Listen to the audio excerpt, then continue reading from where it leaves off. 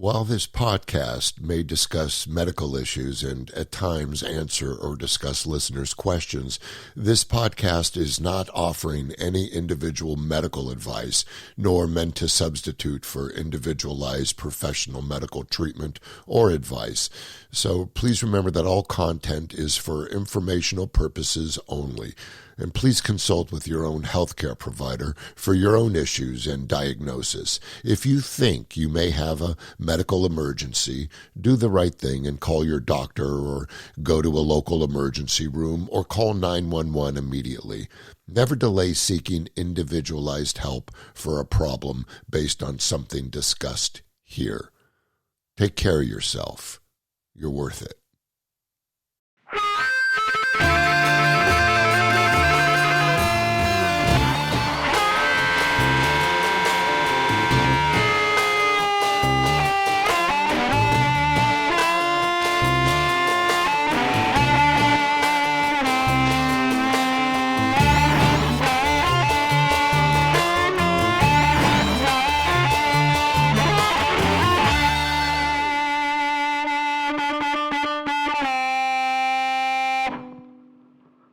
Boy, that opening makes me miss people.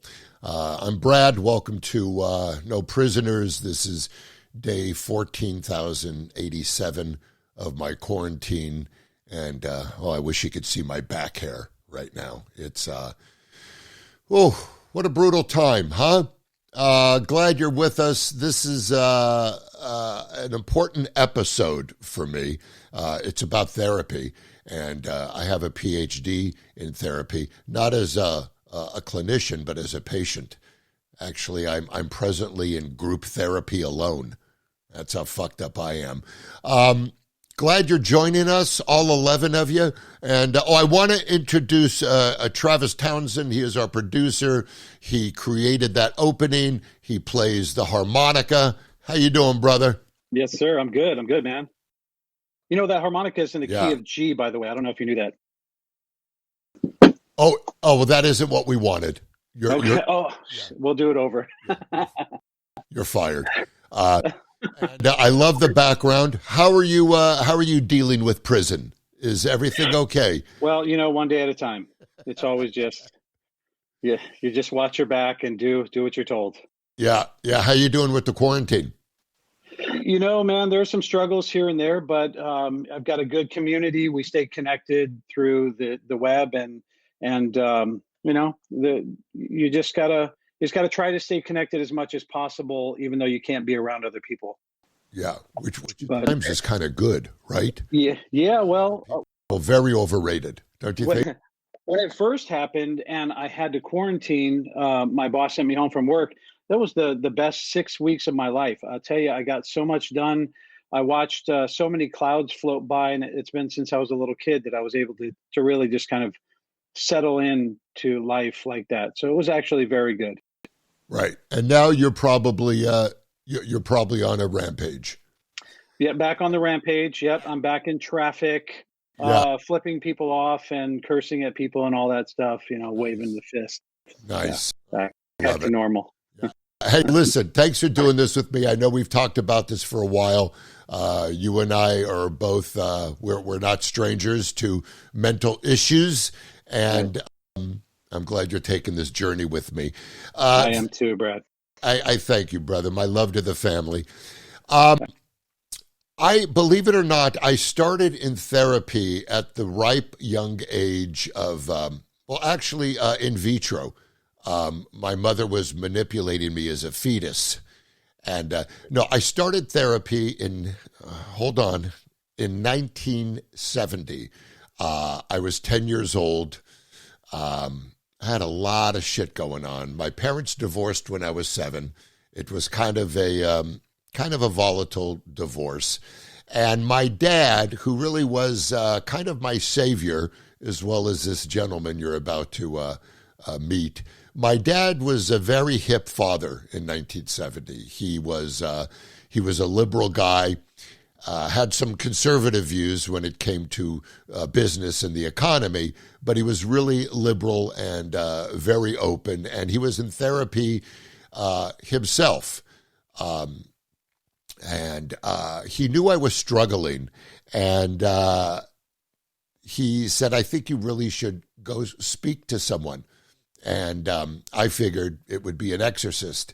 But I was lucky enough to find a gentleman who pretty much saved my life as a kid, as a teenager, as an adolescent.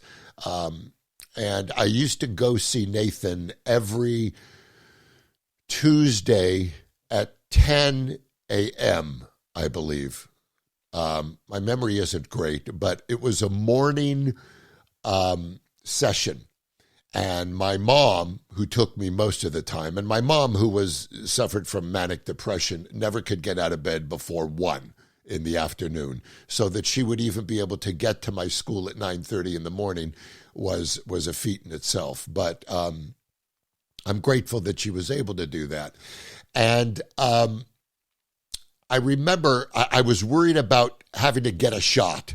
Anytime there was a medical scenario in my life, my first thing is like, I'm not going to have to get a shot, right? I'm not going to have to get a shot. And my mom would say, what are you worried about? It's just one in the tushy. But of course, there were no shots when I would go see Nathan. And I remember I was bullied a lot as a kid. When I was 10 years old, I had a lot of anxiety. I had a lot of guilt. I had a lot of worry. I had different tics. I had an eye tic. I had a mouth tic. I had a shoulder tic. Every time someone looked at me, they thought I was trying to get him to steal third. You know, I was like, all right, come on, hey, matter. See, that's my humor coming out of my pain. And I remember my schoolmates going, why do you leave every Tuesday at 9:30? Where are you going? And I didn't know what to say, so I would always say, it's a dentist appointment. And I remember one of the kids was like, well, how many cavities do you have? Why do you got to go every week? And I punched him in the face. No, not really. I wasn't like that. So Nathan Horwitz, we really, to this day, we have a relationship that I am so incredibly grateful for. Now, in the past 50 years, there are times where we've lost contact, or I would move on or do something else, or he would change his number when he knew I was calling. But we have him today. And it was, I'm so honored and flattered and just love I get to say hello to this man. So let's bring in my pal, my savior from the 70s, Mr. Nathan Horwitz. Brad, it's a pleasure to be here with you. Oh, gosh. And you as well. How are you doing? I'm creeping along, Brad. It's not easy to be 92, but I lead a pretty good life, all in all. I remember those early days with you. I taught you how to steal oranges, as a matter of fact. That is one of my favorite stories. It's in my book that no one bought. But tell us, Nathan, how it came about, because we would go on walks. You wanted to always get me out of the office so I would be comfortable. Tell them how that came about when you taught me how to steal. Well, Brad and I, when he came to the office, and most kids of that age are uncomfortable seeing a therapist, certainly for the very first few sessions. So I said to Brad, let's just go out for a walk. And we went out of the office, and it was in Encino. We crossed Ventura Boulevard, and there, right after, on the next block, you're in a bunch of very middle-class, upper-class homes, and half of those homes had orange trees growing in them. Well, I got up early, unlike Brad's mother, and by that time, the time we were walking around, I was getting a little hungry, wanted a snack. And I said to Brad, go in and grab one of those oranges off the tree in that guy's backyard.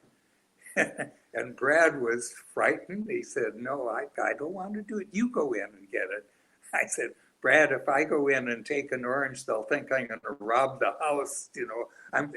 You can go in as a kid and they'll know you're just going to take an orange, but take two of them, one for you and one for me.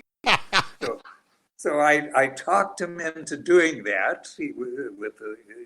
He had a lot of trepidation in doing it. And we would sit down, I forget if it was on the curb or on a bench somewhere, and we would both eat our oranges.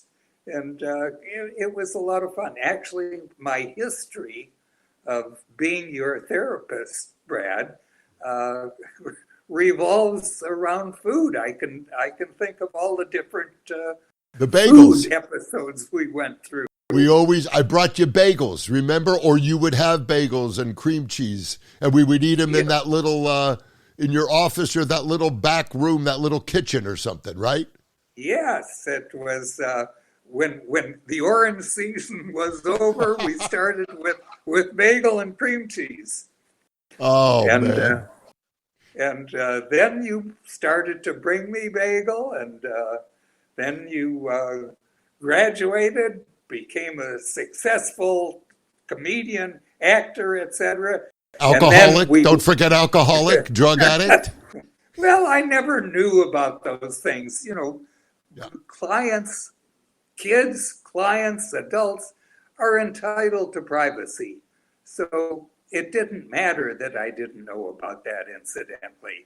And you don't have to go into every detail, every private detail of someone's life that were in their head. They don't want to reveal some things that they're afraid of or ashamed of or coping with, struggling with. So I didn't really know about that until much later. Right. It was much later, and I started seeing you again in my late 20s, early 30s. You remember? Yes. Yeah. Yes. And we just started to get into that.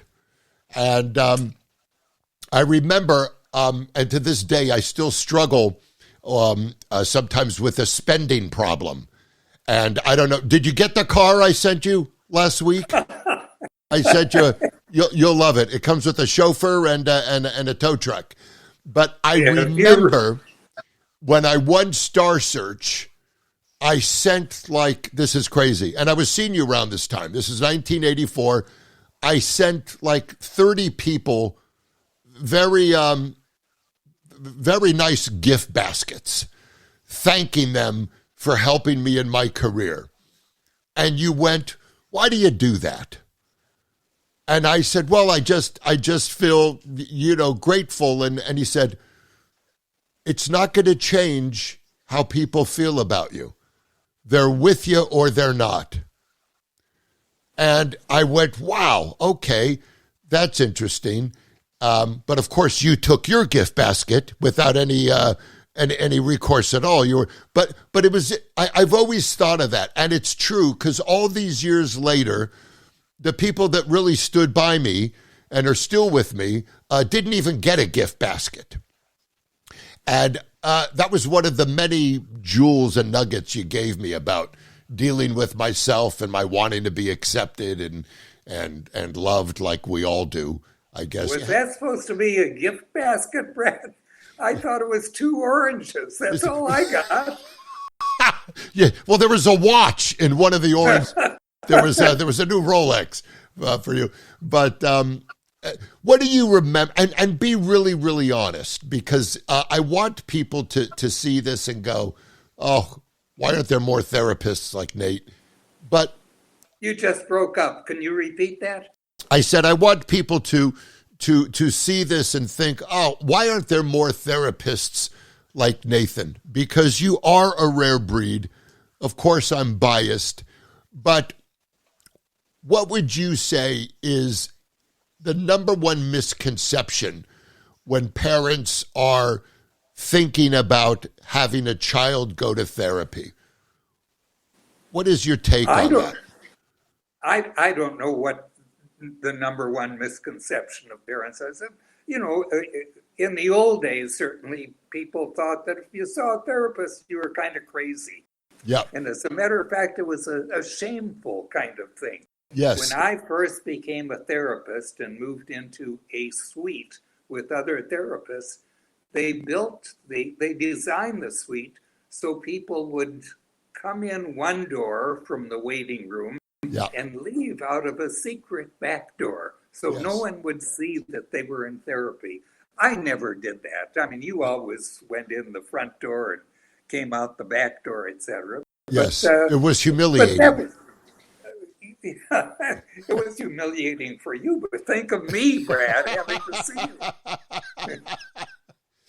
Yeah, that's so true. And I remember, especially when you're 10, and I told nobody in my life I was going to a therapist.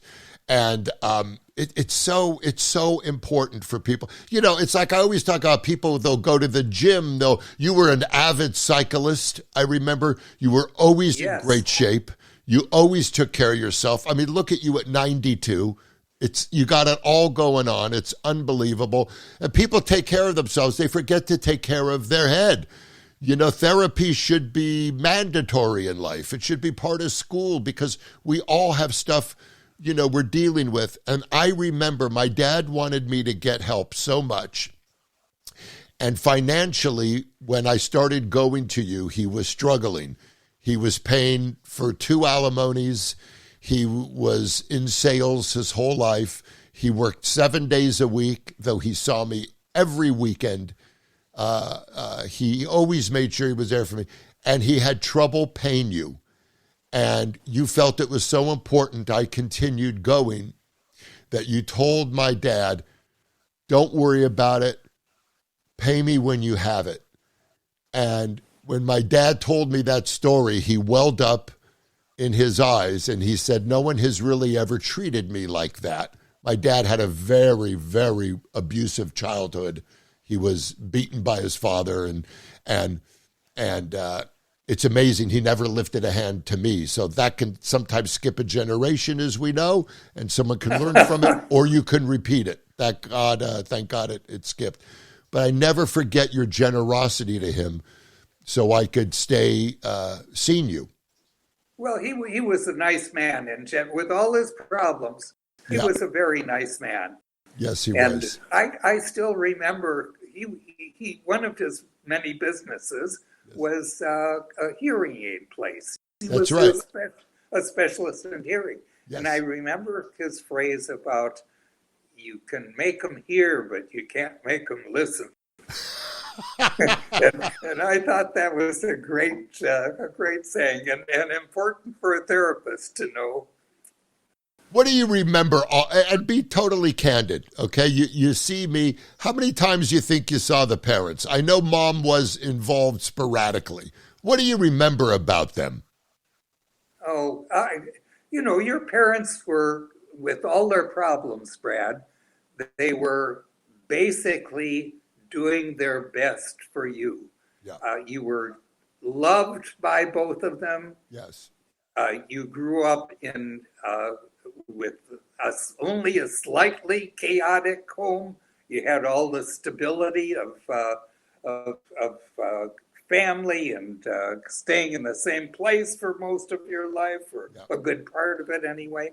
Yeah. So you had a lot of strengths to build on. Yeah. Do you know why? Yeah, go ahead. I don't and didn't want to and don't want to now get into any of the specific issues that we dealt with, or I dealt with, or they dealt with in therapy, because people are entitled to privacy. They're entitled to privacy even from their therapist. We all have little things in our heads, in our minds, in our sometimes unconscious we don't want to reveal. Yeah. And it's not fair for a therapist to pry into that when the client doesn't want them to. So I respect that. As a matter of fact, kids are fun to work with. I've had a lot of experience working with kids, and sometimes you tell kids who can't express themselves as easily as adults, you tell them what they're feeling or thinking. So I saw this kid as her mother brought her to the office. She was having trouble in school. So I talked to the mother and the kid together in the office for a while. And then I asked the mother to go back out in the waiting room, and I would talk to her daughter for a while alone. Yeah. And she did that. And the kid is looking at me really very frightened. And I said, oh, I know how uncomfortable you are. You're really upset that I asked your mother to go back in the waiting room and left you alone with me here, and you don't know what to talk about, and you don't know what I'm going to say. You don't know, anything that's going to happen. That right. You've never been alone in this room, and you don't know me. And she looked at me and she said, "Can you read my mind?" Oh, isn't that amazing? She was such a nice kid to be that open and frank about it. Okay, well, let's talk about her problems, since you won't talk about mine. What was her story? And I remember she was a fun kid to work with. Was she fun? She was having. Pardon me? Did you teach her how to steal? No, I didn't. I can't remember why. That's my usual technique, but I didn't with her. I'll tell you how brilliant you are. Because there's one thing about having good memories of a therapist that really helped you in your life. But when you're 10 or 11 or 12, and most of my memory is shot for obvious reasons, but when I can remember things, I was having difficulty expressing myself to my parents, telling them how I felt. My biggest problem was in therapy, because I suffered from such guilt, because as much as my mom tried, she, bless her heart, was a guilt machine. And I remember... Like most Jewish mothers. Like most Jewish mothers, indeed. But I'll tell you what was interesting. My mom was suffering from bulimia. And me and my two brothers, we didn't know what that was. And every time we would have dinner, she would create some type of tumult, which is Yiddish for, a problem or distress. And then she would have an excuse to go throw up in her bathroom, and we would hear her get sick. And she would do it after she ate. And we were always thought to believe it was because some type of chaos or some type of incident that would happen at dinner that would create her to be sick. When it was really just, unfortunately, the poor gal suffered from bulimia. So there were things like that, which for a child, it's pretty damaging stuff. Jewish mothers always go, "You're killing me, you're killing me." That's always a thing.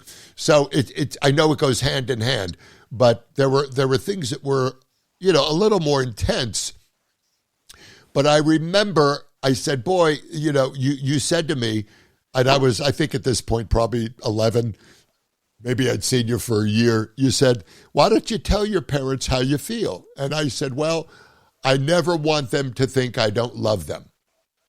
And you said to me, "They know you love them. It's got nothing to do with you loving them."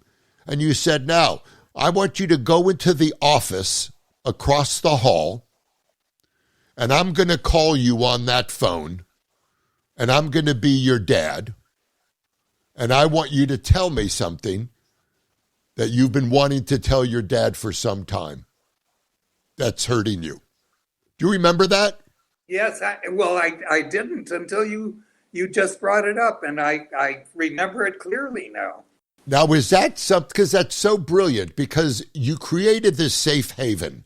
You were one of the few safe places in my life when I really needed one. My father was one too, but when you're young, you always think your parents tell you what you want to hear. And I remember that exercise we did together. And then I came out of that room and I looked at you and I went, "I feel so much better.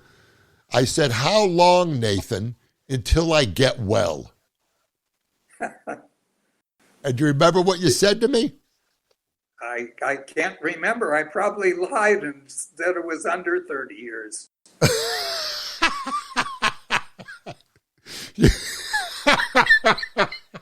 That's what I loved. I think I got my humor from you. I probably owe you a lot more than a cheap podcast. I said, when will I get well? And you went, you're not sick. Why would you think you need to get well? And, you know, it's those little nuggets that I was able to put in my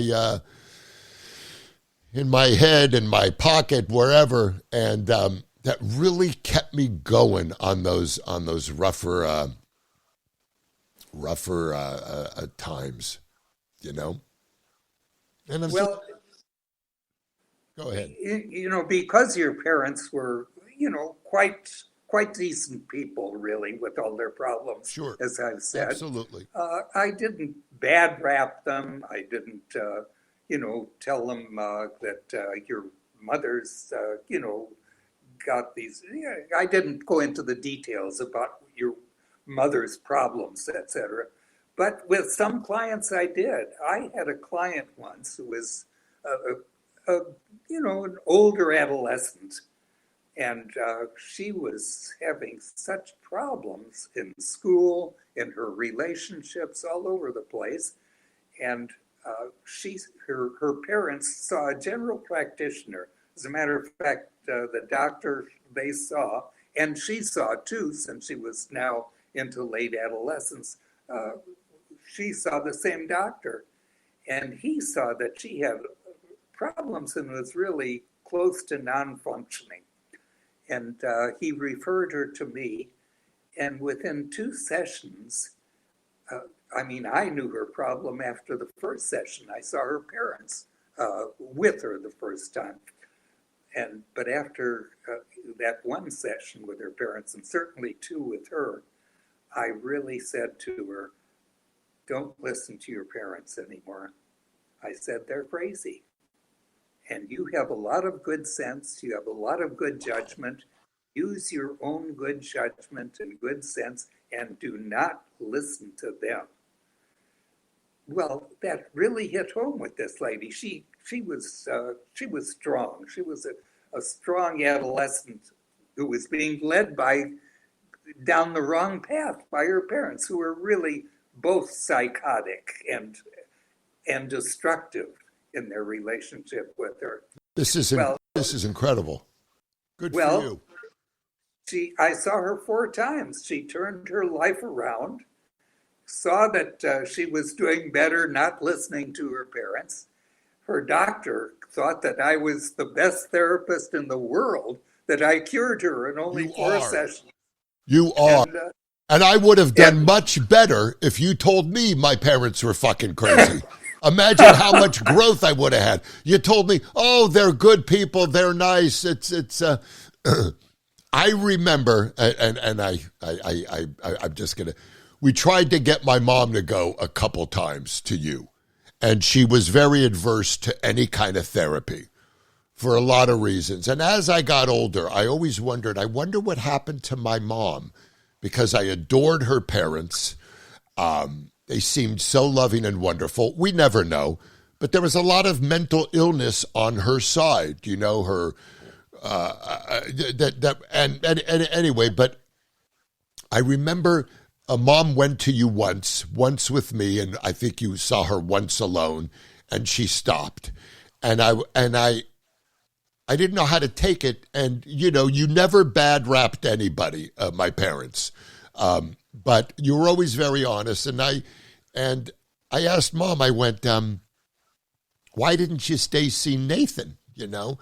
And she said, he hit on me. Now, Nathan, you know, I don't know your type, definitely, but I found it very hard to believe that you would hit on my mom, because it was also the week of Yom Kippur. And I wouldn't do that on the week of Yom Kippur, Brad. I know. But I thought to myself, and even then I knew how crazy that was. As you know, as opposed to her going, yeah, therapy's not for me, or I'm fine, there's nothing wrong with me. And then I had her visit a therapist herself when she really needed help with the depression. And sure enough, that guy hit on her too. It must have been the Jewish bosoms. I don't know what to say. But it's so funny, the mishigas, the craziness we create. What do you do when you have you, I don't know if you're comfortable answering this, but when you had that female patient, that young girl who you said the parents were psychotic, is there ever a line that you worry about where you have to call social services or something like that? Have you ever been in that position? Well, you're in a very touchy position sometimes as a therapist.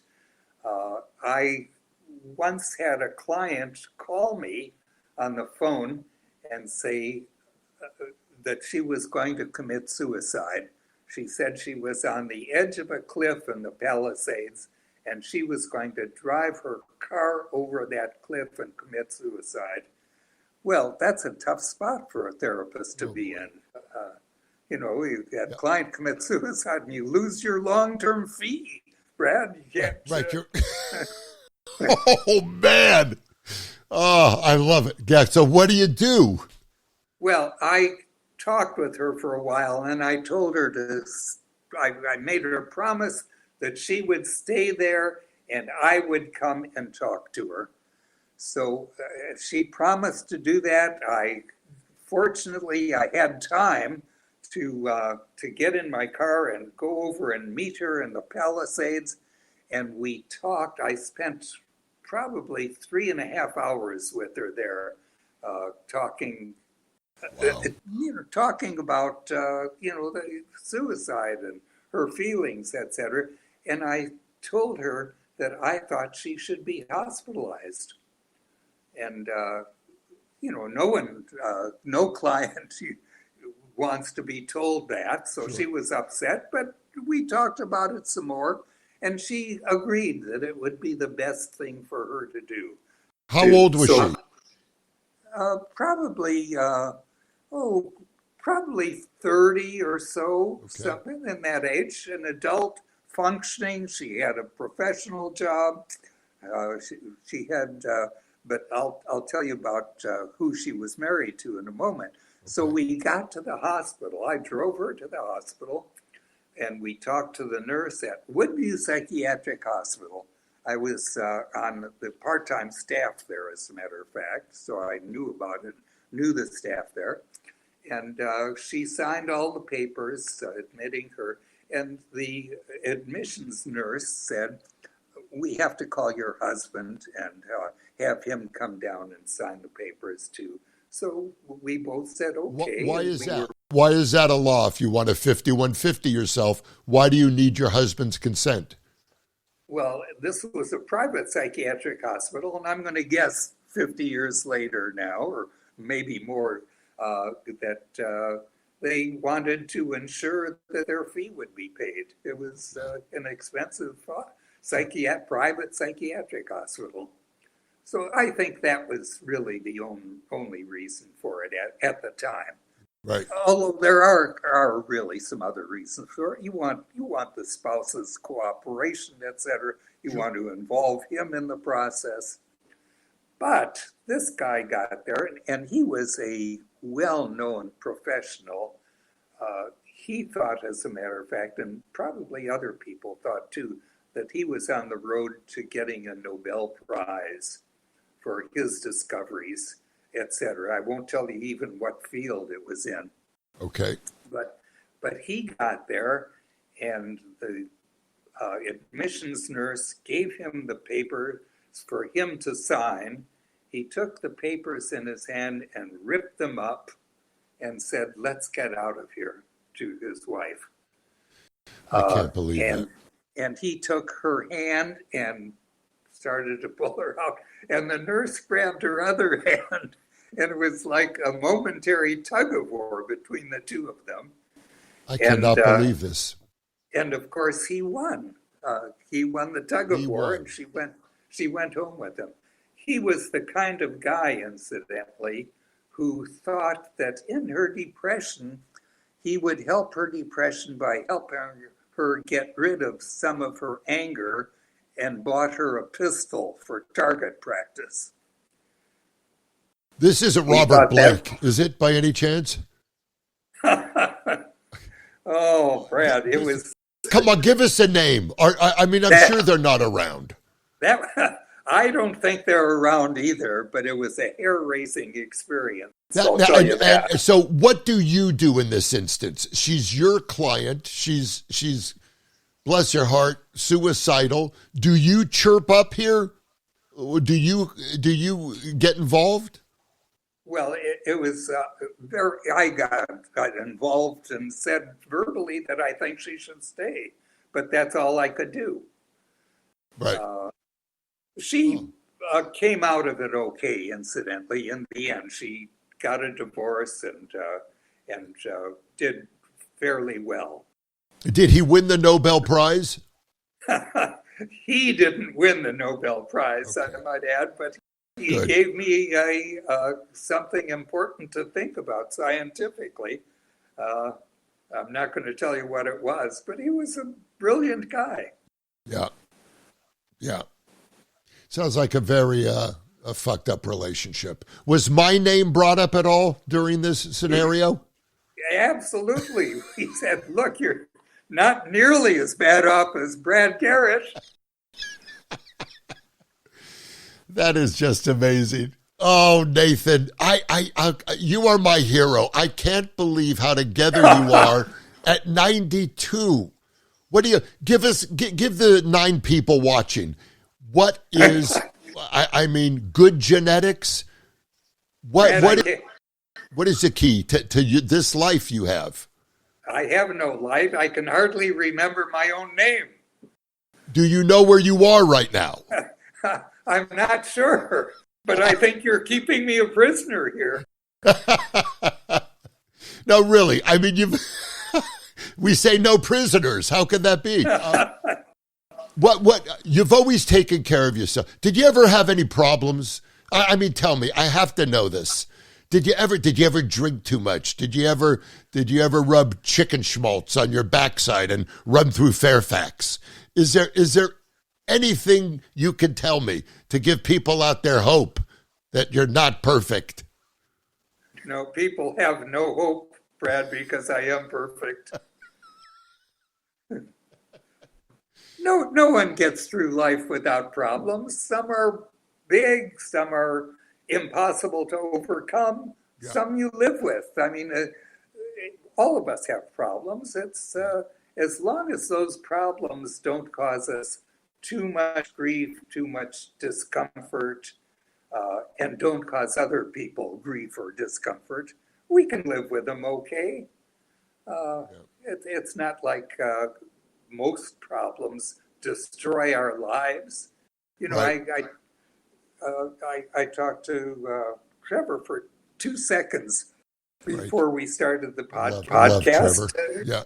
He said, he has problems. He's coping with his problems.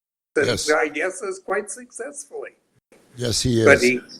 But all of us, you want to know his biggest problem, in my opinion, and I don't want this to go any further. Let me tell you his biggest problem. People call him Trevor. Hates the name. He hates the name. Yeah, that's why I wanted him to do this with me, man. He's a warrior, and you're a warrior, Nathan. And this has been really a dream come true to be able to sit down with my muse, the guy who in my life, there were different times I would go, what would Nate do? How would Nate handle this? Oh, I know. He would want me to steal. That's what I always came up with. Steal an orange. Yeah. Right. It's amazing how that worked on my fear, and it also helped you from ever getting scurvy. I still take vitamin C though, Brad.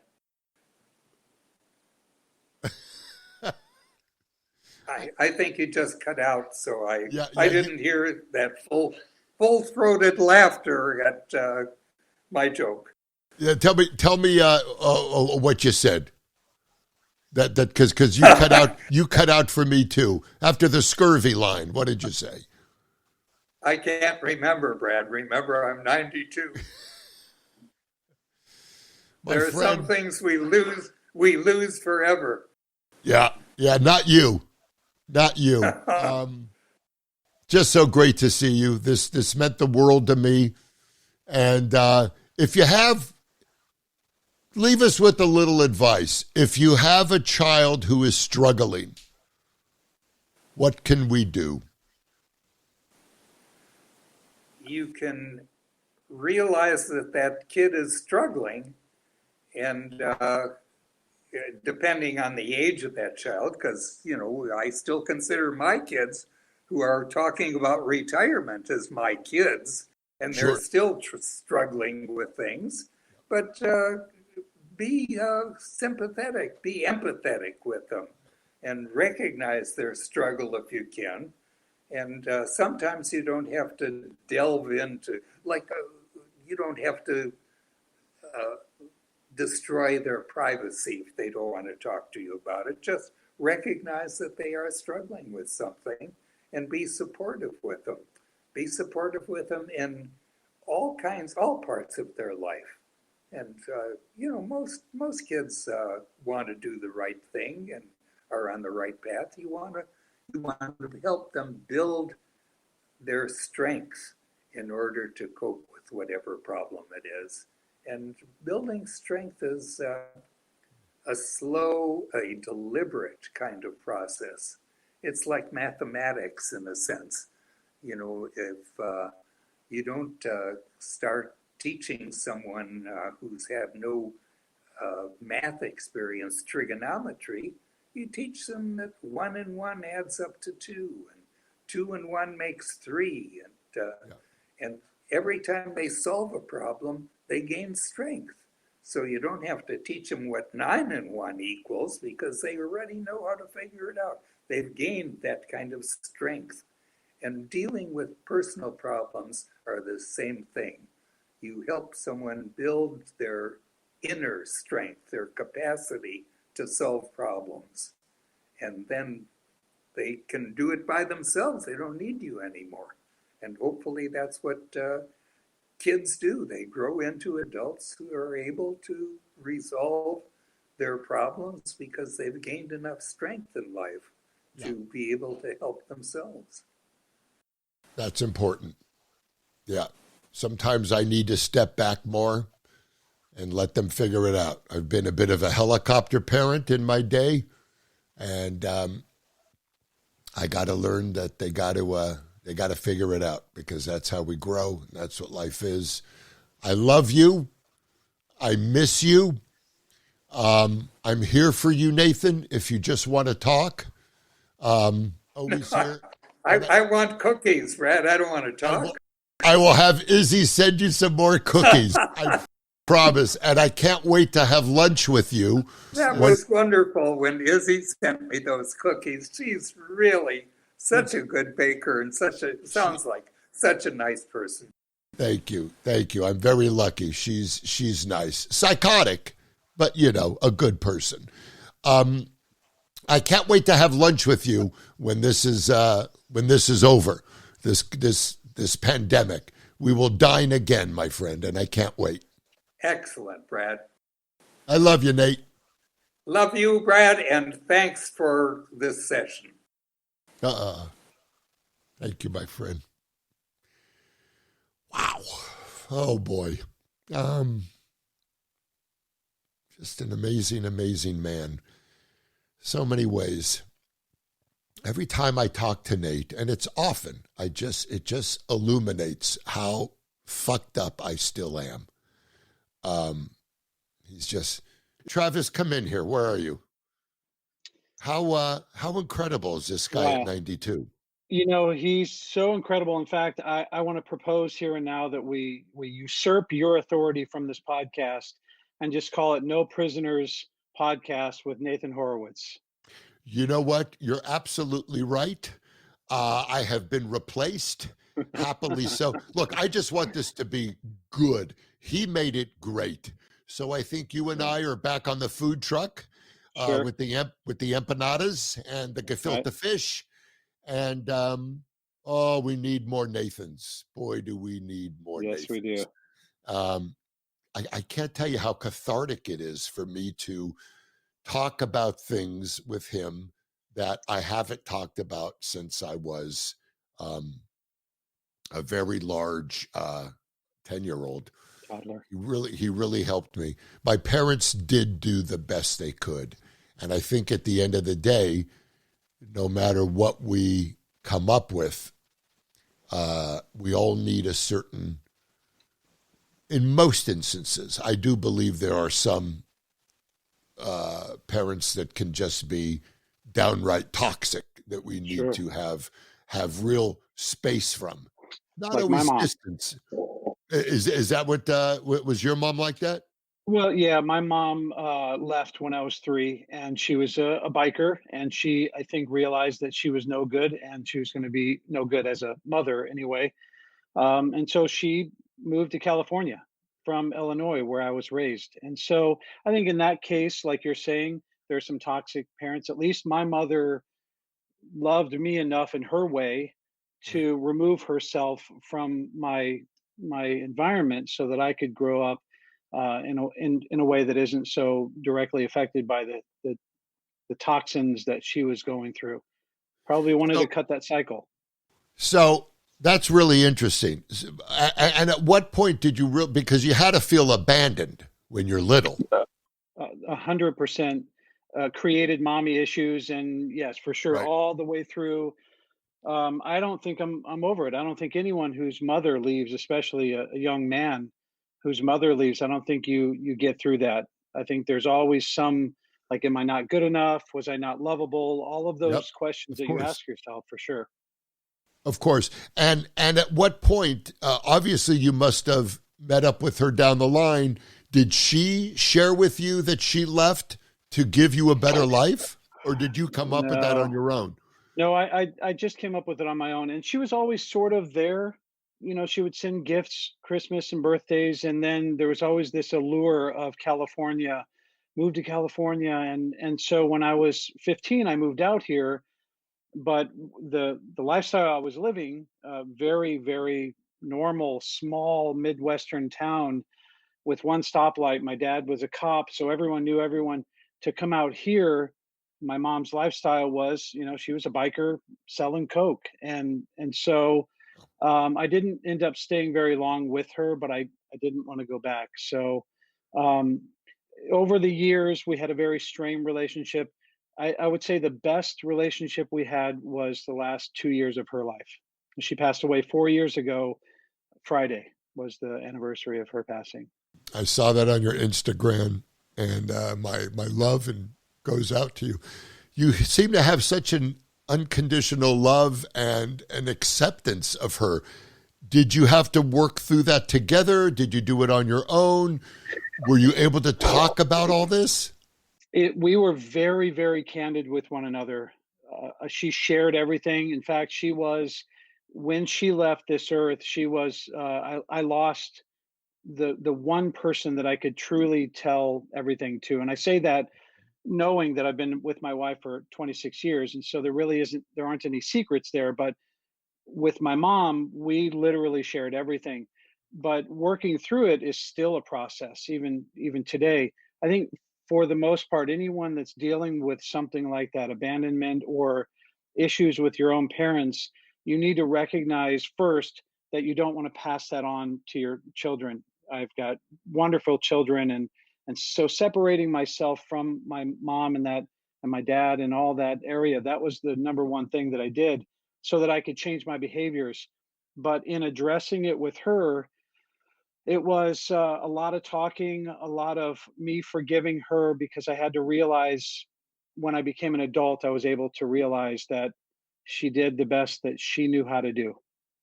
Right. And that's really And what that, it comes down to. and that's a hard thing, you know. I mean, to accept that, especially when you're left with a lot of baggage. And you know, there is something to be said about real unconditional forgiveness. I think that's the only way to move on.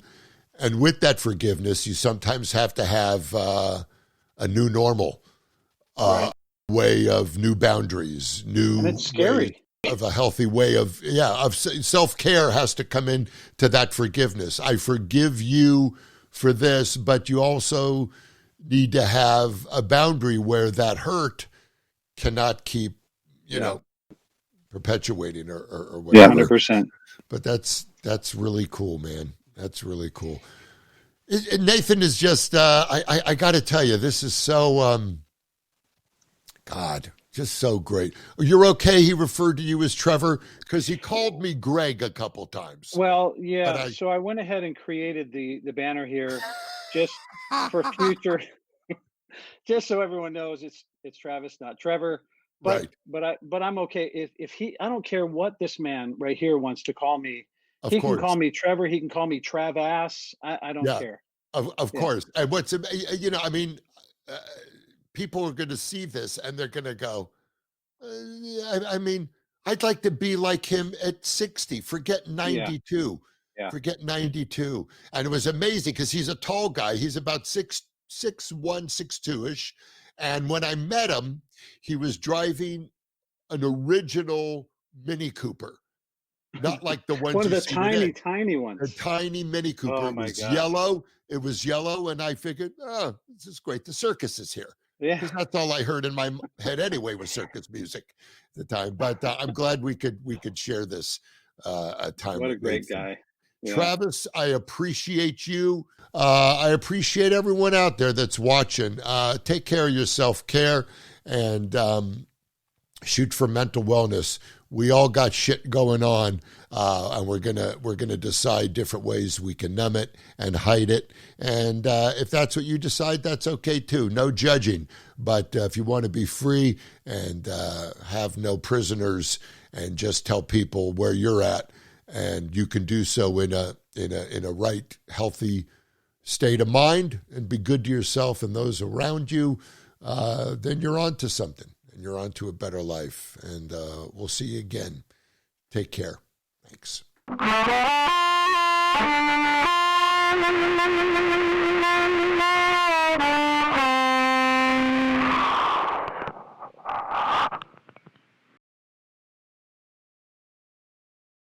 While this podcast may discuss medical issues and at times answer or discuss listeners' questions, this podcast is not offering any individual medical advice, nor meant to substitute for individualized professional medical treatment or advice. So please remember that all content is for informational purposes only. And please consult with your own healthcare provider for your own issues and diagnosis. If you think you may have a medical emergency, do the right thing and call your doctor or go to a local emergency room or call 911 immediately. Never delay seeking individualized help for a problem based on something discussed here. Take care of yourself. You're worth it.